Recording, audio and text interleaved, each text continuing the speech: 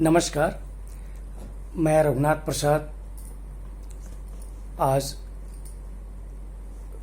एक महत्वपूर्ण वीडियो के साथ उपस्थित हूँ। कोरोना का चौथा लॉकडाउन का चरण परसों से प्रारंभ हो रहा है, जो इस माह के अंत तक जाएगा। आगे बढ़ने के पहले मैं आप सभी लोगों से अनुरोध कर रहा हूँ पुनः कि सभी लोग केंद्र सरकार और राज्य सरकारों के निर्देशों का पालन करेंगे ताकि आप सपरिवार सुरक्षित रहें। आज मैं उपस्थित हूँ बहुत ही महत्वपूर्ण इशू को लेकर। केंद्र सरकार के भी अधीन बहुत ही महत्वपूर्ण आयोग हैं। उसी तरह बिहार राज्य सरकार के अंतर्गत भी बहुत से महत्वपूर्ण आयोग हैं। इन आयोगों में अध्यक्ष एवं सदस्यों की बहुत ही अहमियत होती है। ये लोग एक तरह से बहुत ही महत्वपूर्ण कार्यों का निपटारा करते हैं। मेरा यह मानना है कि सरकारें निश्चित रूप से सुयोग्य लोगों को इस पर नियुक्त करने का काम करती हैं,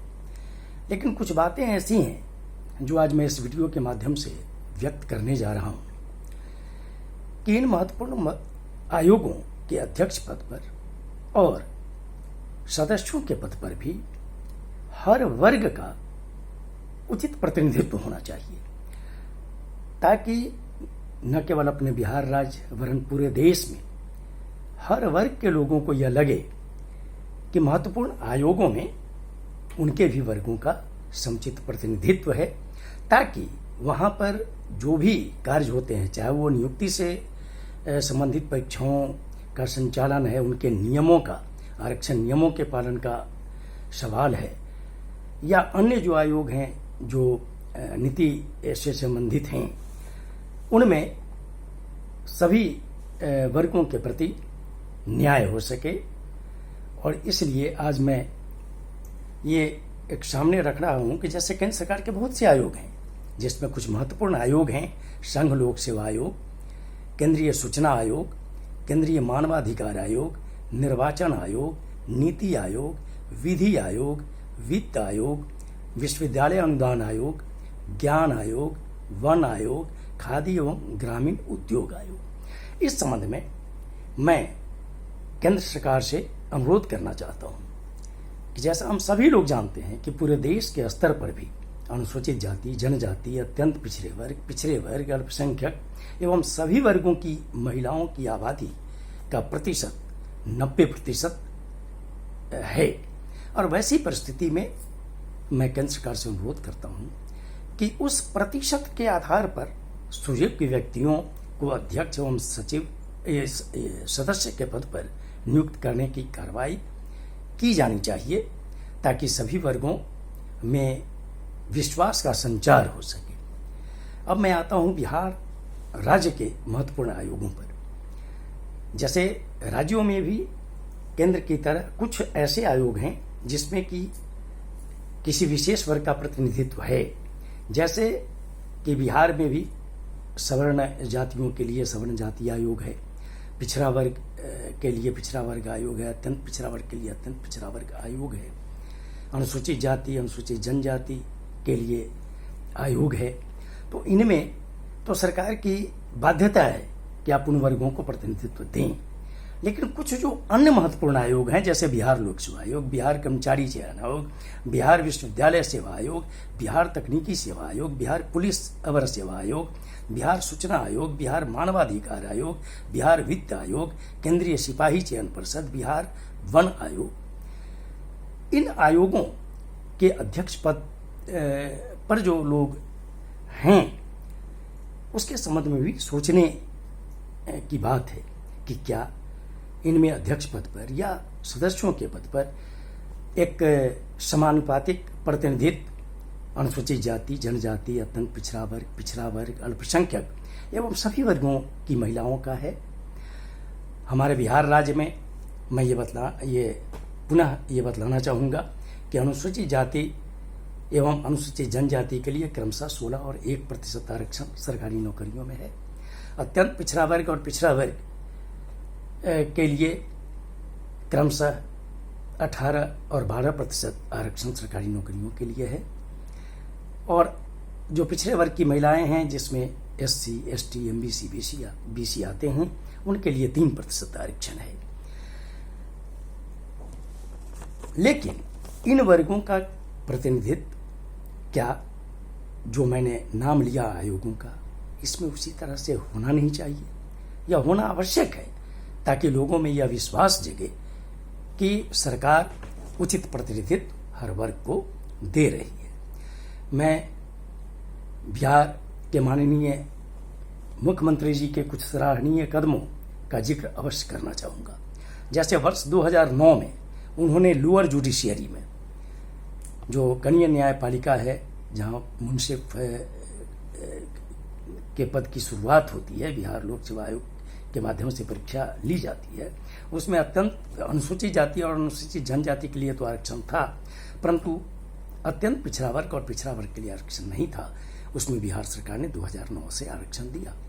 काफ़ी कानूनी प्रक्रिया, काफ़ी जद्दोजहद हुआ, माननीय उच्च न्यायालय पटना से लेकर माननीय सर्वोच्च न्यायालय तक, और अंत में ये आरक्षण बरकरार रह गया। मैं माननीय मुख्यमंत्री जी के एक और महत्वपूर्ण कदम की भूरी भूरी प्रशंसा करता हूँ, और वो कदम है नीतीश कुमार जी का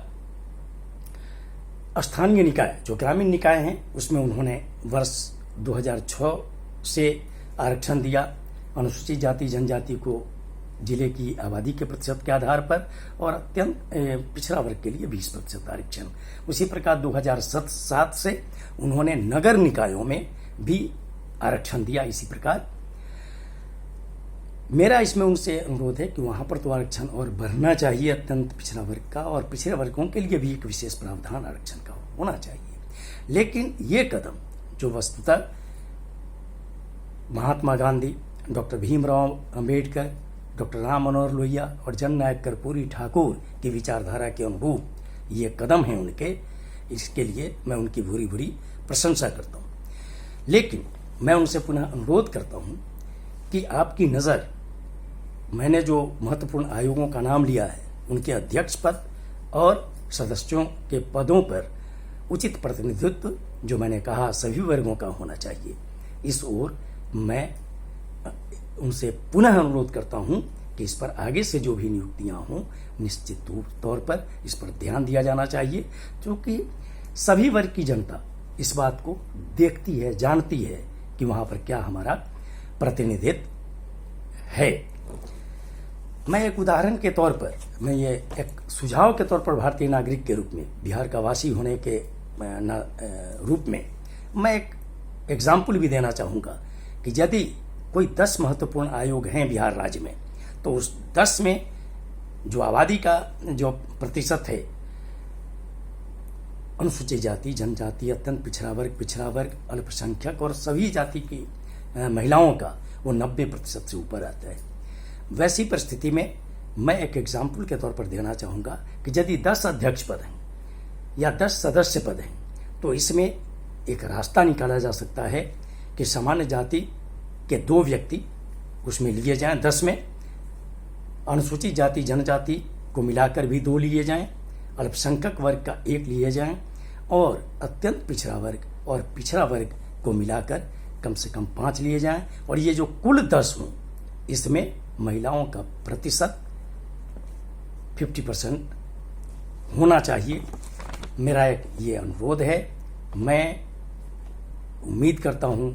कि जो विभिन्न प्रकार के संगठन हैं, सामाजिक संगठन, जो विभिन्न प्रकार के राजनीतिक संगठन हैं, उन लोगों का भी अनुरोध होगा बिहार सरकार से, और मुख्यतः माननीय मुख्यमंत्री श्री नीतीश कुमार साहब से, कि इस भावना के मद्देनज़र वो भविष्य में निश्चित कदम उठाएं। आप सभी लोगों को ये वीडियो